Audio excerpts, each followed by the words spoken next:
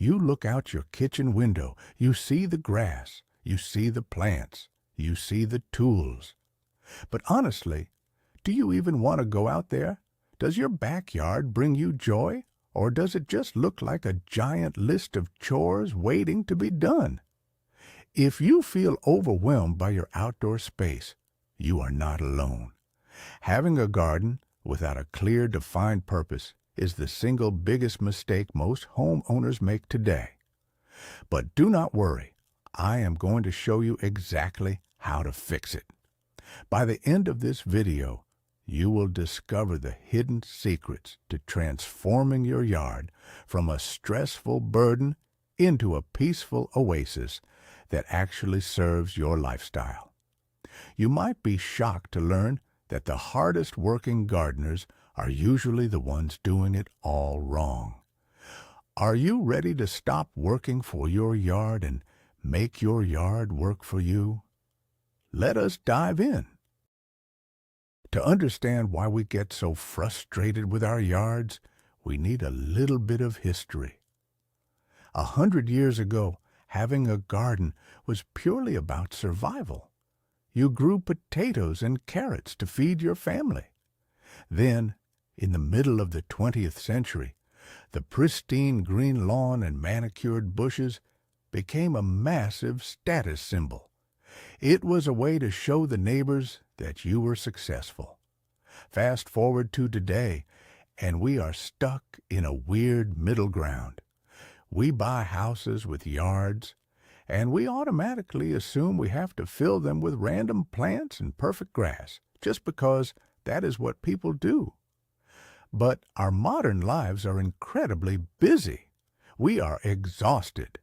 We do not have the time or energy to be full-time farmers or landscape architects. The context has changed, but our approach has not. We forgot that the primary role of a modern garden should be to provide an escape, a place for relaxation and mental peace. When we forget that, the garden loses its meaning completely. Let us start with something I call the plant hoarder syndrome. It is incredibly common, and it is the first major roadblock to a purposeful yard. You know the exact feeling I am talking about. You walk into a garden center on a bright, sunny Saturday morning. The flowers look so beautiful and vibrant. The leaves are perfectly green. Suddenly, your shopping cart is absolutely full of random, beautiful plants. You bring them all home, set them on the driveway, and then you realize you have absolutely no idea where to put them. Buying plants without a master plan is exactly like going to the grocery store while you are starving. You end up with a lot of junk food, but no real ingredients to make a proper dinner. A great example of this is buying a huge exotic fern just because it looked cool under the shade of the store awning. But your yard is completely flat and baking in the hot sun all day long. You plant that beautiful fern, and 3 days later, it is completely crispy and dead. The huge myth here is that a beautiful garden is created simply by buying beautiful plants. The reality is that a stunning garden comes from putting the right plant in the exact right place. Before you spend a single dollar, you must decide what purpose that specific area of your yard serves. Now, let us talk about the invisible foundation of your entire garden. I am talking about understanding the sun and the dirt. It is absolutely amazing how many people completely ignore this fundamental step. There is a massive myth out there that if you just water a plant enough, or give it enough expensive fertilizer, it will survive anywhere you put it. That is completely false. You can never fight nature and expect to win. If you have a dark, shady corner under a huge oak tree, you simply cannot force sun-loving tomato plants to grow there. They will just look sad, stretch out looking for light, and give you tiny green rocks instead of juicy red fruit. A perfect example is the classic beginner mistake of planting an expensive, delicate fruit tree right in a low spot of the yard that floods every single time it rains. You're basically drowning your investment before it even has a chance to grow. Take a few days to just stand outside and watch your yard. See exactly where the morning sun hits. Notice where the deep afternoon shadows fall. Grab a handful of dirt in your hands. Is it thick and sticky like clay? Is it loose and dry like sand? Knowing these simple facts will save you hundreds of dollars and endless frustration. Here is a transition into something that absolutely ruins our weekends. I call it the high maintenance trap. When you do not have a clear purpose or design for your garden, you almost always end up planting things that demand all of your free time. You wanted a place to relax with a cold drink, but instead, you got a second unpaid job. You spend your entire Saturday pulling stubborn weeds, trimming overgrown hedges, and fighting off weird bugs. By Sunday evening, your back aches, your knees are dirty, and you never even got to sit down and enjoy the view. Let me give you a very bright illustration of this trap.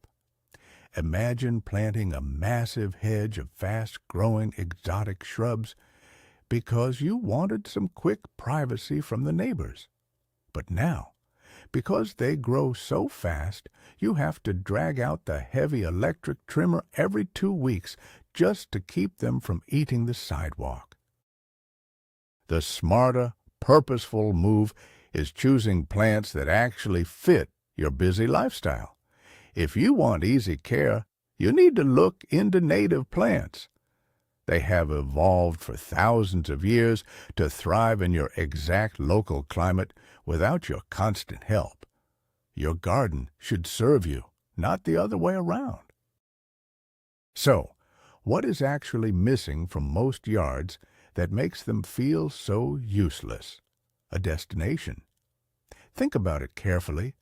If your garden is just a giant square of green grass with a few bushes lined up around the fences, there is absolutely no reason for you to step outside. A garden without a comfortable place to sit is not a living space at all. It is just an outdoor chore zone. You might look at it from the kitchen window while doing dishes, but you never actually enter it to live in it. To fix this mistake, you need to create a focal point.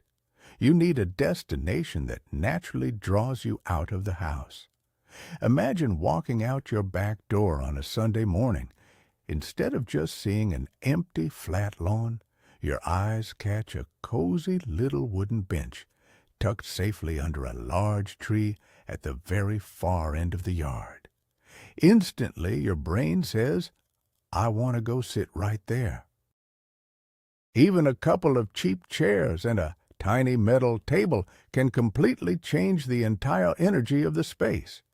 It gives the garden a clear, undeniable purpose. Do not just decorate the edges of your property. Build a little sanctuary. Connected directly to having a destination is the way we actually move through our outdoor spaces. Pathways are the secret skeleton of any great garden design, but so many people completely forget to plan them. They just walk across the grass in the exact same line every single day to get to the trash cans or the shed. Eventually, they wear down a sad, ugly, muddy trail right through the middle of the pristine lawn. This makes the whole yard look neglected and messy. A well-planned path does so much more than just keep your shoes clean on a rainy day. It guides the eye. It tells your guests exactly where you want them to go. It forces you to slow down and actually experience the outdoor space. Let us picture a lovely, purposeful example. Instead of a straight, boring concrete walkway, imagine a gently curving path made of natural stepping stones. It weaves slowly around a small, colorful flower bed before finally leading to that cozy seating area we just talked about. A curved path makes a small, tight yard feel so much bigger. It creates a wonderful sense of mystery and flow that completely upgrades the space. Let us bust another massive gardening myth right now. The dangerous idea that your garden only matters during the warm days of spring and summer. This is a trap that almost every single beginner falls into. You go to the home improvement store in May. Everything is blooming and beautiful. You buy all those bright, colorful flowers and plant them everywhere. Your garden looks absolutely spectacular for exactly 2 months. But then autumn rolls around. The flowers die back and turn brown. The leaves drop. And from October all the way to March, your yard looks like a barren, depressing wasteland. A garden with true purpose looks interesting and alive every single month of the year. You need to start thinking about winter structure. This is where evergreen bushes and shrubs become your absolute best friends. They provide a solid, reliable green backdrop when everything else in the yard is sleeping. You can also plant beautiful ornamental grasses. Think about how stunning tall grass looks when it turns a rich golden color in the fall and catches the soft light of the setting sun. When you plan for all 4 seasons, your garden stops being a temporary summer fling and becomes a permanent feature. Now, we have to tackle the giant elephant in the room, the traditional lawn. We have been brainwashed for decades to believe that a perfect, flat, bright green carpet of grass is the ultimate sign of a successful homeowner. But let me tell you a massive secret. Obsessing over a perfect lawn is the absolute fastest way to completely lose the joy of gardening. You spend a literal fortune on water bills. You pour heavy chemical fertilizers everywhere. You spend every single weekend sweating, mowing, and edging the borders. And for what? Just so it looks exactly like every other boring yard on the street? It is completely lacking in personal purpose. Here is a wild, liberating idea. Shrink your lawn, seriously. Take a shovel this weekend and carve out bigger planting beds around the edges, or use that space to create a small gravel patio area. Grass should only exist in your yard if you actually use it. If you have kids or dogs running around and playing, that is great. Keep the grass for them. But if you are just mowing it purely out of habit, you are wasting your precious time. Replace that useless grass with beautiful, low-maintenance ground covers. Another hugely common mistake is thinking only in 2 dimensions. Most people just look down at the ground and try to figure out what to plant in the dirt, but they completely ignore the massive amount of vertical space around them. A garden that is entirely flat is a very boring garden. If everything in your yard is exactly 2 feet tall, your eyes just slide right over the whole space. It feels completely one-dimensional and flat. You need to pull the eyes upward towards the sky. This creates a wonderful feeling of actually being surrounded by nature, rather than just standing next to it. Let me give you an easy, highly effective illustration. Look at your bare wooden fences right now.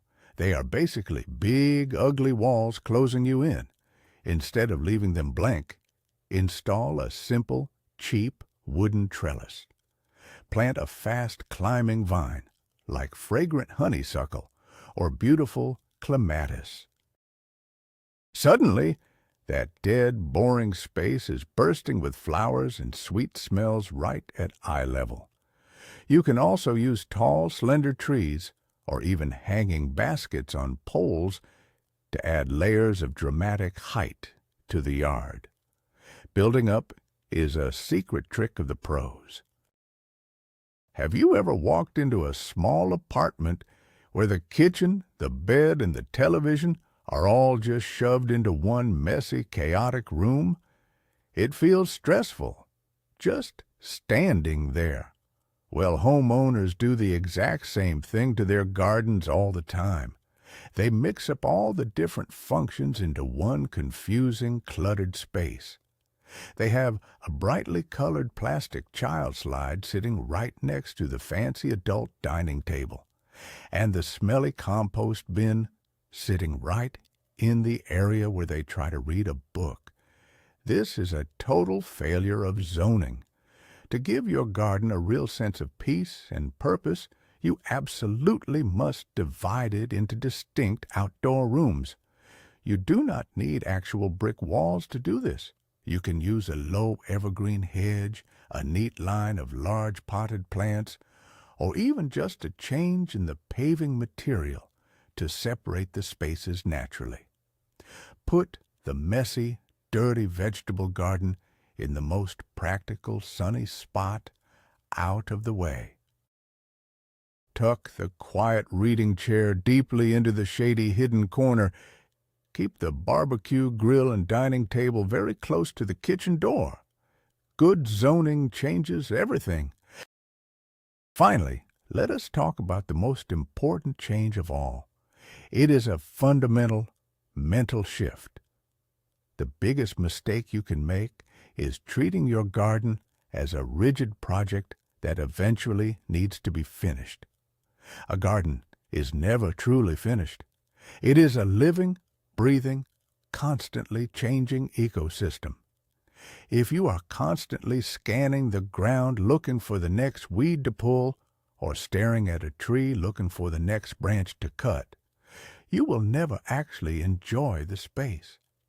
You have lost the meaning of the garden entirely. You need to learn how to just exist in your yard.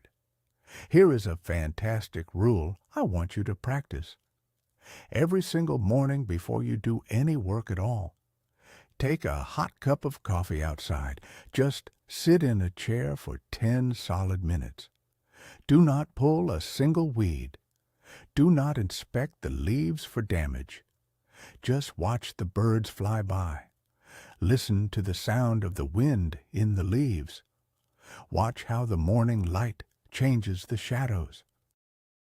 If you cannot do this simple task, your garden has no real purpose. Shift your mindset from working in the garden to actually living in it. So, here is the huge, surprising twist to all of this. The absolute best gardens in the world are not the ones with the rarest, most expensive flowers or the massive stone patios. The best gardens are simply the ones that make perfect sense for the people actually living in them. We talked about ditching that terrible plant hoarder habit, mapping out your unique sun and soil conditions, being brave enough to shrink that demanding lawn, and actually creating zones and destinations where you can sit down and breathe. When you stop fighting nature and start planning for your actual lifestyle, the stress disappears. Thank you so much for watching and spending your time with me today. If this video helped you look at your yard in a whole new positive way, please hit that subscribe button, leave a big like, and share it with a friend who is struggling with their backyard. Now, I have a question for you. What is the one gardening chore you absolutely hate doing the most? Let me know in the comments below, and let us discuss how to eliminate it from your life forever.